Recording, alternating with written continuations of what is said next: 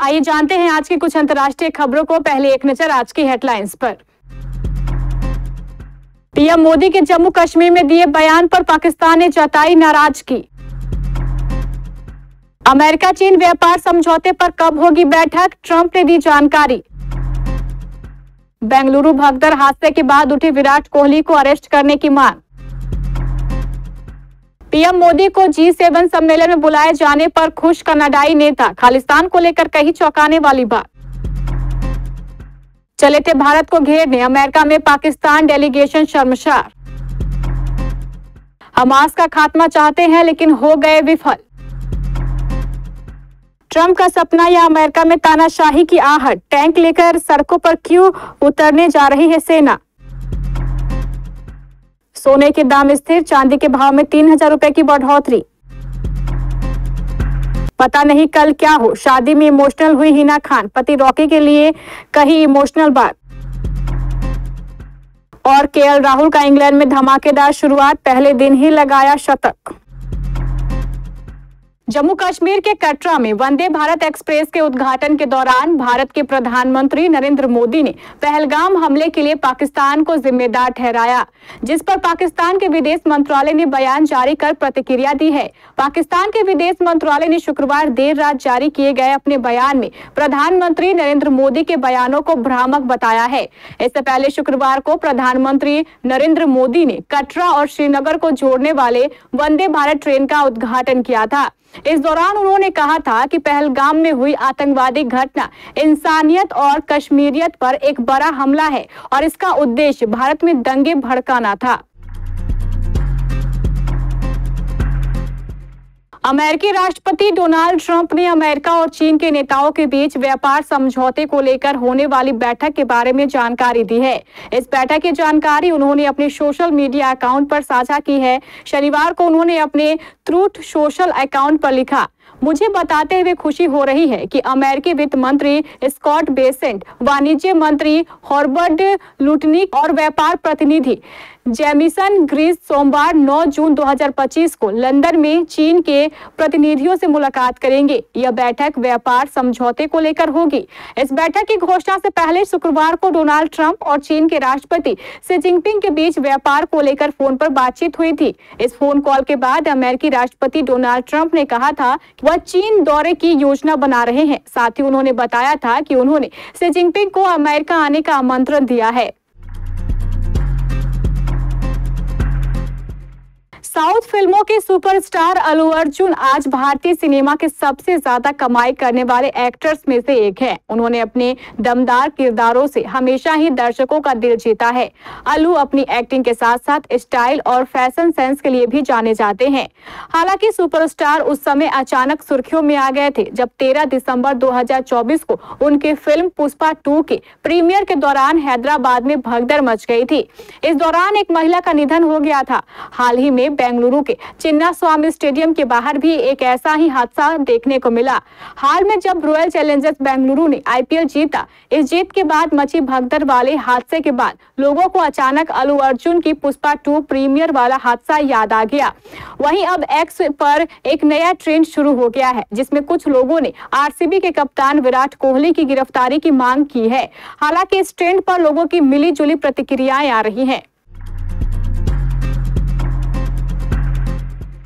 Canada के प्रधानमंत्री mark Carney ने कनाडा की मेजबानी में आयोजित होने जा रहे G7 सम्मेलन में प्रधानमंत्री मोदी को भी शामिल होने का न्योता दिया है। भारत G7 समूह का हिस्सा नहीं है। प्रधानमंत्री मोदी ने भी आमंत्रण स्वीकार कर लिया है और सम्मेलन में जाने की पुष्टि की है। अब इसे लेकर कनाडा के नेताओं की प्रतिक्रिया सामने आई है। कनाडा के एक वकील और ब्रिटिश कोलंबिया प्रांत के विधायक डलास ब्रोडी ने पीएम मोदी को G7 सम्मेलन में आमंत्रित करने के कनाडा सरकार के फैसले की तारीफ की। डलास ब्रोडी ने कहा है कि भारत को G7 सम्मेलन में बुलाना एक शानदार खबर है। दोनों देशों के बीच बहुत कुछ एक जैसा है। कनाडा में बड़ी संख्या में भारतीय समुदाय के लोग रहते हैं। अमेरिका के एक वरिष्ठ सांसद ने बिलावल भुट्टो जरदारी के नेतृत्व में आए पाकिस्तानी प्रतिनिधि मंडल से कहा है कि देश को आतंकवादी समूह जैसे मोहम्मद को खत्म करने के साथ साथ धार्मिक अल्पसंख्यकों की सुरक्षा सुनिश्चित करने के लिए हर संभव प्रयास करना चाहिए।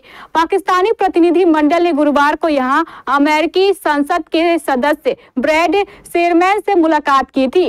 पाकिस्तानी प्रतिनिधि मंडल का अमेरिकी राजधानी का दौरा लगभग उसी समय हुआ जब कांग्रेस सांसद शशि थरूर के नेतृत्व में भारतीय सांसदों का सर्वदलीय प्रतिनिधि मंडल वॉशिंगटन डीसी में है। सर्वदलीय प्रतिनिधि मंडल प्रमुख वार्ताकारों को पहलगाम आतंकवादी हमले के मद्देनजर ऑपरेशन सिंदूर और पाकिस्तान से उत्पन्न आतंकवाद से लड़ने के भारत के दृढ़ संकल्प के बारे में जानकारी दे रहा है। इजराइल और गाजा के युद्ध से मची तबाही और बर्बादी के बीच संयुक्त राष्ट्र में पेश प्रस्ताव पर अमेरिका के वीटो करने पर जमीयत उलेमा-ए हिंद ने नाराजगी जताई है। जमीयत उलेमा-ए हिंद ने शुक्रवार 6 जून को एक बयान जारी कर गाजा में हो रहे विनाश और बर्बादी के लिए संयुक्त राज्य अमेरिका को जिम्मेदार ठहराया है।